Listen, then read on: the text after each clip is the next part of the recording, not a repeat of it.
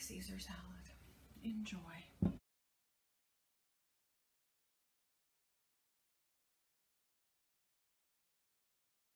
Hi, I'm Judy. I'm here in Canada, and today I'm going to make a recipe called Satvic Caesar salad.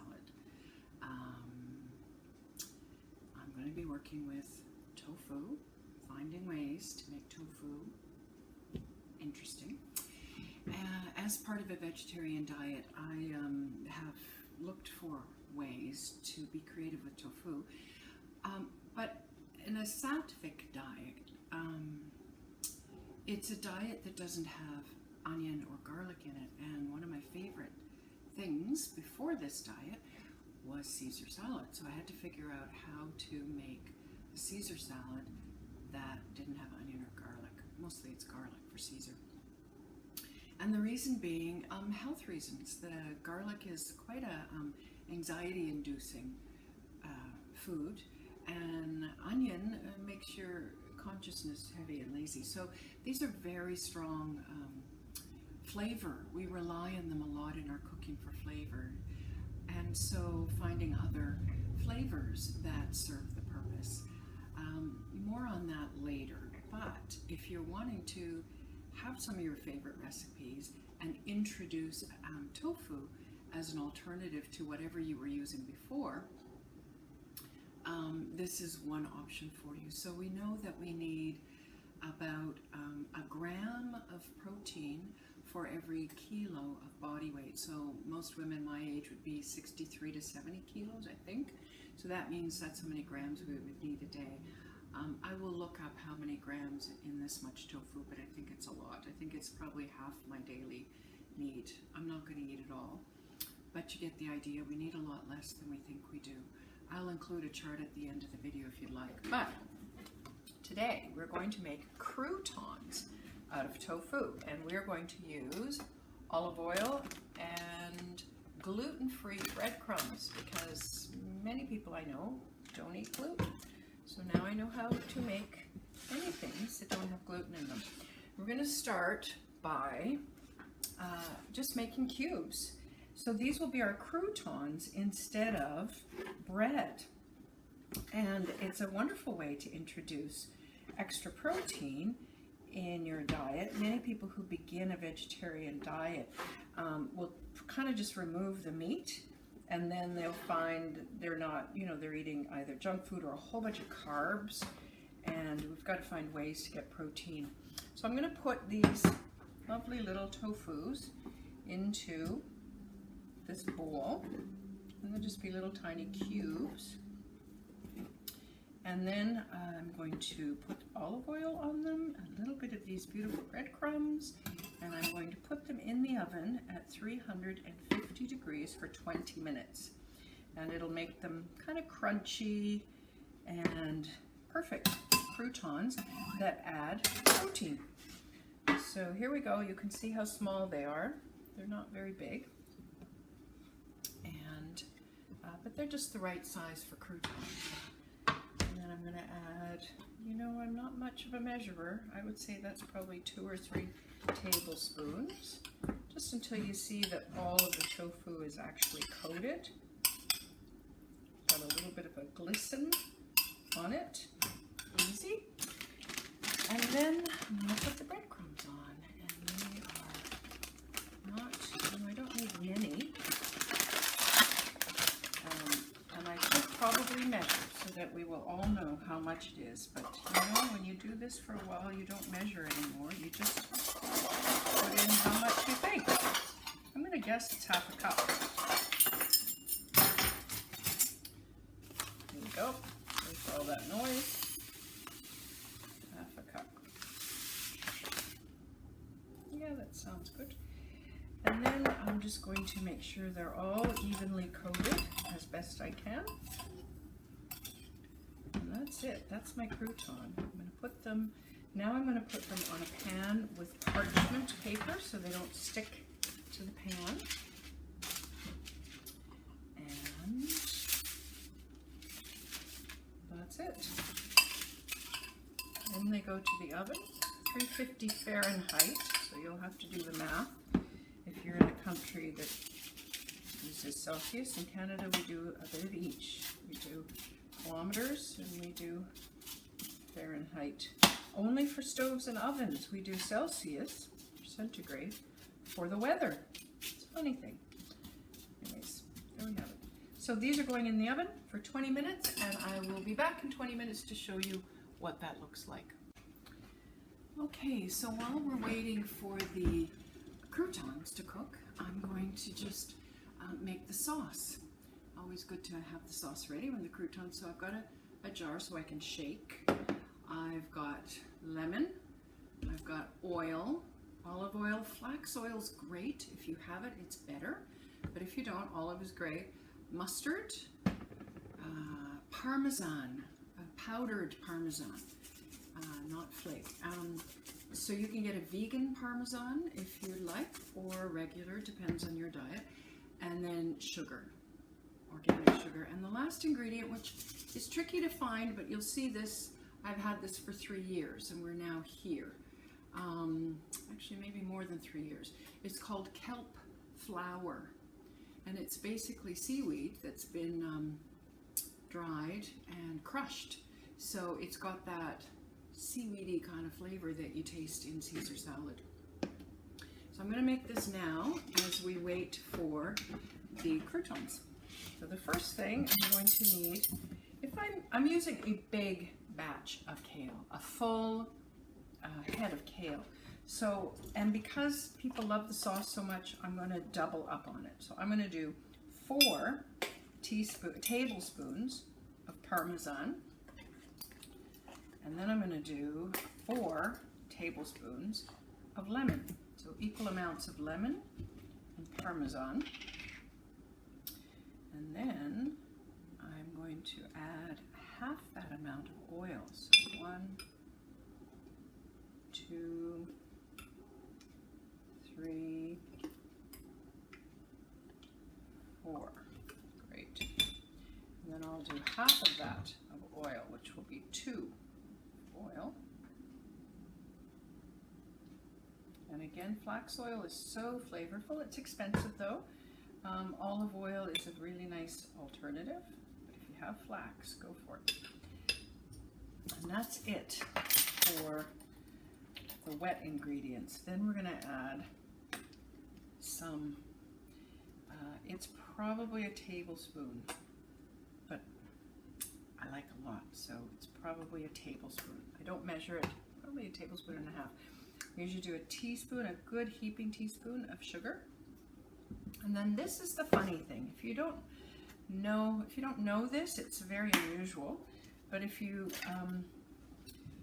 it's a wonderful thing to have in the house because you get lots of B12 and you get lots of iron. So I can't reach in there, but I would say normally I put in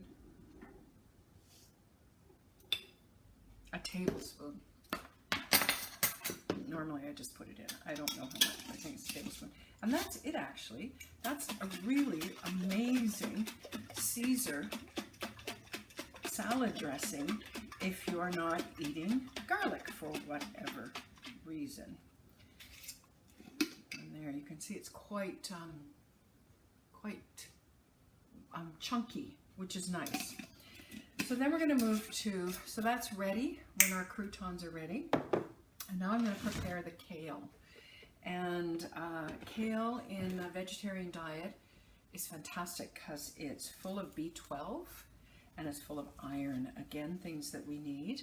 And I've got a whole, I took a whole head and I just got rid of most of it. But just to show you the reason many people, I don't know if you like kale, but the reason I didn't like kale at the beginning when I started was that it was too spiny, it was too crunchy. So the trick with kale is to get rid of all the spines, and I usually chop these up and boil them with my carrot peelings and my potato peelings, and I boil them up for soup stock. They're hearty and full of good nutrition. So if you can just take the stalk off the actual leaf, it's quite wonderful. And the other secret to kale, I'm going to wash this now completely, and then I'm going to put it in a big bowl. But the other secret about kale, and And you have to have some patience to do this, but as you're breaking it up in little bite-sized pieces like that, you're kind of massaging it. And kale loses its bitterness when it's massaged. And the reason I use kale, you could use romaine lettuce, you could use any lettuce you like for this Caesar salad. The reason I use kale is because, I guess a couple of reasons. One is the strong iron and ingredient, which we love. But the other is it's very hardy. So if I'm making this salad, I'm going to make a very big salad. I mean, this is a meditative experience, standing here and breaking these down and kind of massaging them as I go. But this, as you saw, the sauce was quite heavy, and a very limp lettuce couldn't handle it. A very strong romaine could handle it, and definitely the kale can handle it. So that's one reason. So it can hold the sauce, and it can hold those heavy tofu croutons. That's one reason. But the other reason is that it lasts. You can, if I make this great big salad now, and I will have some for lunch, but then I'm going to put it in the fridge overnight in a Tupperware container, and it will be just as crisp, just as fresh tomorrow as it was today. And that means I can take it for lunch. It means the effort that I'm putting in now to do this, which I actually really enjoy. I'm silent, I'm sort of meditative while I do this. It takes a while, and I don't mind. I really enjoy it. I think food should be a meditative cooking experience. And the more time I spend, not so much touching, but working with the food, in this case, direct touch, the more energy I put into it, good energy, especially if I'm being peaceful and I'm being quiet and I'm being, if I connect to the supreme, the divine energy, all that energy, those are tough, got rid of those, all of that energy goes into this food. So I'm not standing here with greedy, hungry energy coming out of me, like, oh, I can hardly wait to eat it, and I'm devouring it with my mind while I'm cooking. No, I'm not doing that. I'm not listening to the news, which is a bit of a bummer these days, and I could have gentle music, but basically it's time where I can put good energy into the food that will go into my body, because there's so many other things affecting our food these days. The soil is not very rich. A lot of toxins, pesticides have been used in the production of food. So, anything we can do, I think, is really important to make our food even healthier. And definitely the consciousness I have while I'm cooking will affect the food. We know this from the Japanese Dr. Emoto's imagery with water, where he had people think certain thoughts, or even wrote labels on a bottle of water, and a label might say, ugly, horrible, something negative, and then the water molecule actually changed in response to that thought, to the energy behind that thought. And then he put words like love, peace, happiness on the other water bottles, or sat and meditated and gave that energy to the water, and sure enough, it completely changed its form. And he's got pictures online, Dr. Emoto. If you haven't seen that, you might enjoy looking at that. So the basic understanding is that our consciousness affects the material world around us. I think we know that. But especially when cooking, which is my most intimate connection with the material world, is through the food I put into my mouth, into my body, and it actually gets metabolized. It gets turned into cells and blood. It becomes my body, this food. So it's one of the reasons why the consciousness I have when I cook will make a huge difference. So there you go. Look, just even in speaking with you for these brief moments, I'm halfway there.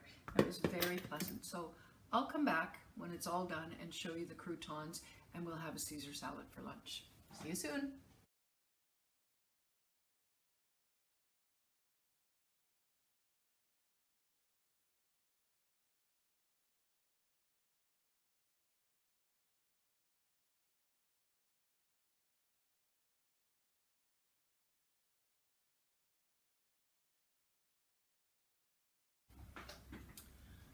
Okay, so here we are with the croutons are just out of the oven, and that's how they look. Very nice. And you can leave them a little bit longer if you want there, and they'll cool. But you know, it's kind of a nice thing that the kale itself is so hardy that it could withstand hot croutons, which is kind of interesting to have a hot-cold combo. So this bowl might not take all of that, so I'm just going to do half for now. I won't use all my sauce. So there you go. There's our kale, nicely massaged, very tender and sweet now. I'm going to pour all of this, see how chunky it is, on there. And the thing about the kale is that it's got so many little curvatures, so many curls and cues in the kale that unless you do this, you kind of have to do this blending the sauce all the way around, otherwise it'll stay in clumps, in pockets, little curls of the kale, and not make its flavorful way onto every bit of kale. So you got to do a little bit of blending like this to make sure it's really spread widely. And there we have it. So now I'm just going to add the croutons. And we have Satvic, a garlic-free Caesar salad. And here we go. So I'm going to put some of them on so you can see.